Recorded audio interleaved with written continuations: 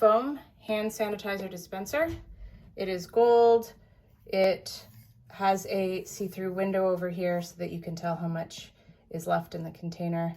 And it's really easy to make the mixture for it. I use 2 tablespoons of soap and 2 teaspoons of fractionated oil, some carrier oil, and then I use a few drops of essential oil to make it smell nice. So we have the power switch here at the top, and it's turned on, and then it's just ready to have a hand underneath it. And there we have it. Really awesome foam soap. Thanks for listening and watching my video.